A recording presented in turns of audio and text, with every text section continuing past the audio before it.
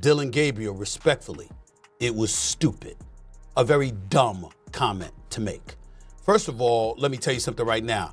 In every walk of life, far beyond the parameters of a football field, people are competing. We compete here on television.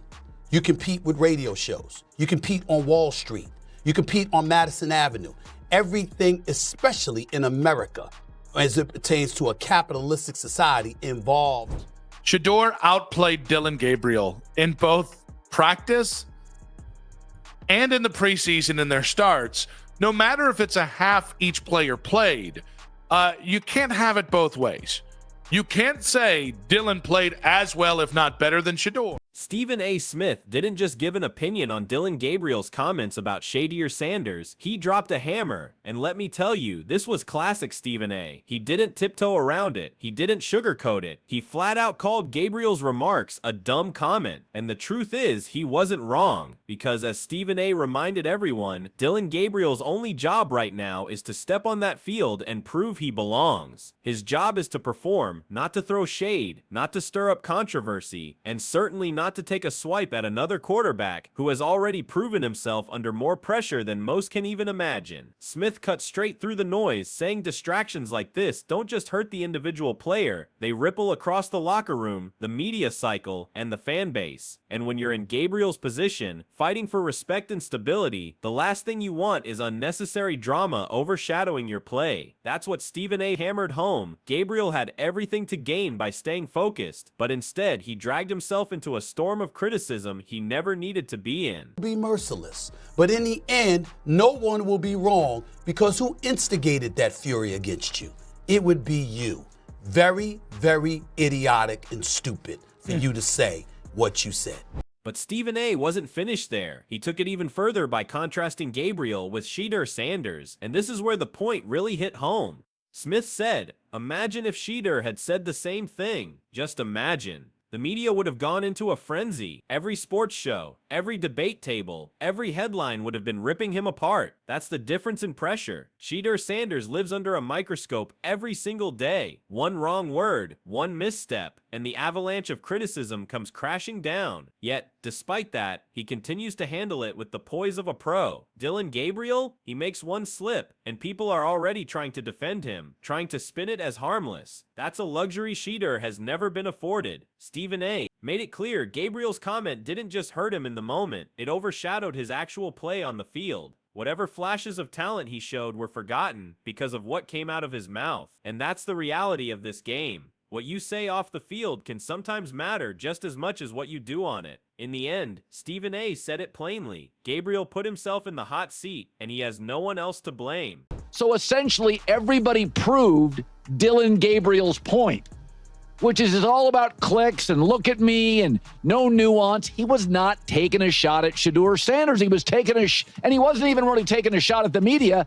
He was describing what the media is. Entertainers. They got to get ratings. They got to drive revenue. Yeah, guilty as charged. Like, I try to do a good job of it, but like, I want the most entertaining topics. So the truth is about these guys, I have two strong opinions. I think Dillon Gabriel's size is an issue. Now, not everyone is piling on Dillon Gabriel the way Stephen A. is. Some analysts have tried to see things differently. Colin Cowherd, for example, jumped to Gabriel's defense. He claimed that Dillon wasn't really aiming at Shedeur Sanders or anyone else in particular. He was just commenting on how the media tends to blow things up. According to Cowherd, this wasn't some attack, it was just a casual observation. But here's where the clash of opinions gets fascinating. Stephen A. isn't buying that for a second. To him, this wasn't some harmless remark lost in translation. It was a deliberate choice of words, and in the NFL spotlight, those choices matter. Cowherd says people are being too hard on Gabriel, but Stephen A. fires back with the reminder that accountability comes with the position. If you're going to be a starting quarterback or even compete for that role, your words carry weight. You don't get the privilege of being misunderstood when the entire football world is listening. So while some are trying to shield Gabriel, Stephen A. is holding firm. In his view, this was a dumb move, period. And if you can't recognize how words can derail momentum, then you don't understand how the game is played off the field. You know, but that's not to throw any shade on Dillon Gabriel. He came out there, had a couple of mishaps, what have you.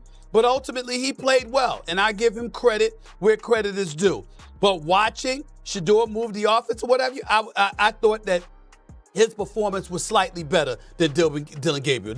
But then came the part that really lit up the debate. Stephen A. wanted to shut down any narrative that Dillon Gabriel is somehow better than Shedeur Sanders. He wasn't having it. He stood tall and said flat out Shedeur is the better quarterback. Why? Because Shedeur has already proven he can handle the heat. He's lived in the middle of every conversation, every headline, every doubt and debate, and he hasn't just survived, he's thrived. That's the key difference. When the lights are the brightest and the noise is the loudest, Shedeur raises his game. Dillon Gabriel may have moments, sure, but he hasn't shown that same ability to elevate when the pressure is suffocating. Stephen A. framed it perfectly. Anyone can look good when things are calm, but only the elite can rise above when the storm is raging. That's where Shedeur separates himself. And in Smith's eyes, the debate isn't even close. So the truth is about these guys, I have two strong opinions. I think Dillon Gabriel's size is an issue. I would have a hard time building around him. He's small. But I think Shedeur was underdrafted. Shedeur is bigger. I think he moves well. Interestingly enough, Colin Cowherd, despite defending Dillon Gabriel's comment, still agreed with Stephen A. on one thing. If he had to pick a quarterback to build around right now, he's taking Shedeur Sanders. Cowherd looked at Gabriel's debut and said, if that's what the offense is going to look like, they're in trouble. It wasn't just about the interceptions, though those were bad enough. Cowherd zeroed in on Gabriel's size, questioning whether he has the physical tools to hold up over the grind of a long season. That's not something you can just ignore. And then he compared it to Shedeur, the way Shedeur commands an offense, the way he already looks like he belongs at the next level. Cowherd even went as far as to call Shedeur underdrafted, which is about as strong a compliment as you can get. Think about that. Even Gabriel's defenders are admitting that when it comes down to choosing between the two, Shedeur is the guy you want leading your team.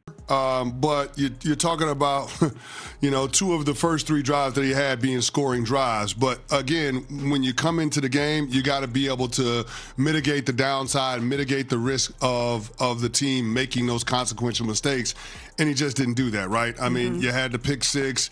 And then there's Chris Canty, who didn't mince words either. He took one look at Gabriel's explanation and tore it apart. Canty said Gabriel wasn't just making a harmless observation, he was firing veiled shots at Shedeur, and then hiding behind weak excuses. Even if you give Gabriel the benefit of the doubt and say he was only talking about the media, Canty argued it still doesn't work, because at the end of the day, the media has a job: cover, analyze, critique. That's what they do. The player's job is simple: perform on the field. When Gabriel blurred that line, he didn't just miss the point, he exposed himself. And now, Canty pointed out that Gabriel looks weaker because his excuse fell apart under the slightest bit of scrutiny. Meanwhile, the narrative is shifting fast. The more Gabriel stumbles with his words, the louder the chorus gets for Shedeur Sanders to climb the depth chart. Fans, analysts, even parts of the media are starting to say it. Maybe it's time Shedeur gets his shot.